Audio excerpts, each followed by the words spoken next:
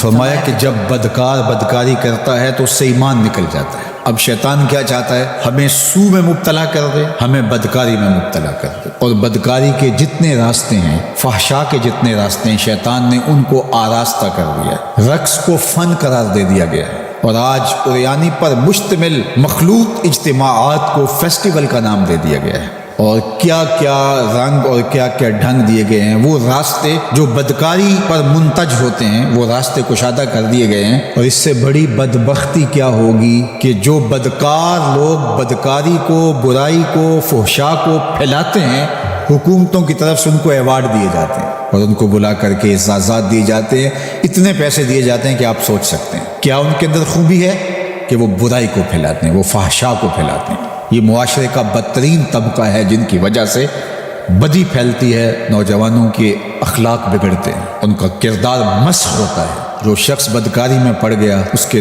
دل کا چہرہ مسخ ہو کے رہ گیا، داغدار ہو کے رہ گیا۔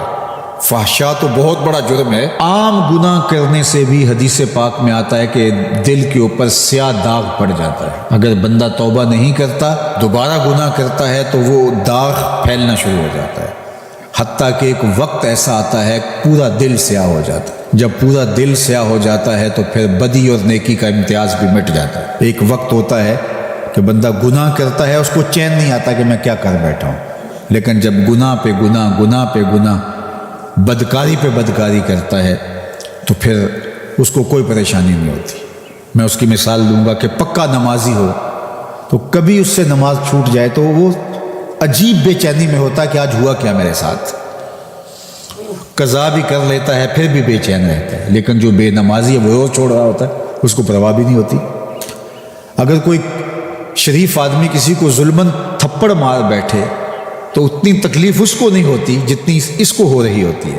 دعا کرو کہ یہ دل دل ہی رہے، دل مصفہ رہے، دل مزکہ رہے، دل ستھرا رہے، دل پاکیزہ رہے۔ جتنی کوشش ہم اپنے چہرے کو، اپنے بدن کو، اپنے ظاہر کو سنوارنے کی کرتے ہیں، اس سے کہیں بڑھ کر اپنے دل کو سنوارنے کی کریں۔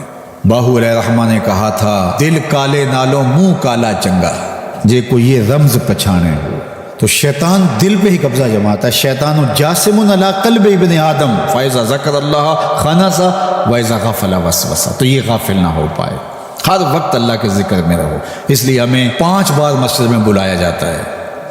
نمازیں ہیں تو ہم صبح ساری پڑھ لیں ایسا نہیں ہے، ہمیں مختلف اوقات میں بلایا گیا ہے۔ صبح اٹھتے ہی سجدہ ریز ہو جائے، پھر کام پہ جائیں، کام میں انہماک ہونے لگا تو پھر بلا لیا گیا، آؤ جو ظہر کے وقت، پھر گئے تھوڑا وقت گزرا تو پھر انہماک ہونے لگا، کھونے لگے تو کہا پھر آ جاؤ عصر کے وقت، پھر چھٹی ہوئی گھر جانے لگے، کہا پہلے نماز پڑھ لو، پھر کھانا کھایا، بچوں میں بیٹھے کھیل کود میں لگے، دل غافل ہونے لگا، کہا آ جاؤ پھر عشاء کے وقت آ جاؤ۔ اور نماز سے پہلے بھی ذکر، نماز کے بعد بھی ذکر، سونے سے پہلے ذکر، سونے کے بعد ذکر، اٹھتے ہوئے ذکر، کھاتے ہوئے ذکر، کھانے کے بعد دعا، آئینہ دیکھتے ہوئے دعا، لباس بدلتے ہوئے دعا، سیڑھیاں چڑھتے ہوئے، سیڑھیاں اترتے ہوئے، کسی چیز کو دیکھتے ہوئے، کسی مومن کو ملتے ہوئے۔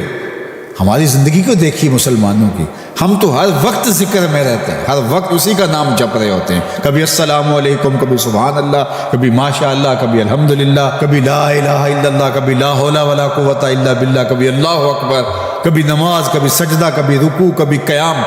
کیسی زندگی ہے مومن کی۔ اور 8 دن کے بعد تفصیلی روشنی کے لیے ہم مسجدوں کے اندر حاضر ہوتے ہیں، اس میں خطبہ سنتے ہیں، اس میں گفتگو سنتے ہیں، بیٹھتے ہیں، ذکر فکر کرتے ہیں، اور پھر ماہ سیام آ جاتا ہے تو پوری ٹیوننگ ہو جاتی ہے پورے جسم کی۔ اور پھر کہا چلو ہر سال نہیں تو زندگی میں ایک بار حج پہ بھی چلے جاؤ، اور تم ایسے پلٹ کے آؤ گے جیسے ماں کے بطن سے ابھی پیدا ہوئے ہو، سارے گناہ مٹ جائیں گے، تم ستھرے ہو کے وہاں سے آؤ گے۔ تو مومن پاکیزہ دل ہوتا ہے، فحشا سے، سو سے، برائیوں سے۔ آج نہ ہماری نگاہیں پاک، نہ کان پاک، نہ خیال پاک، نہ سوچے پاک، سب کچھ آوارگی میں آ گئی۔ تو اس لیے ہمارا رب کیا چاہتا ہے کہ ہم نیک ہوں، صالح ہوں، پاکیزہ ہوں۔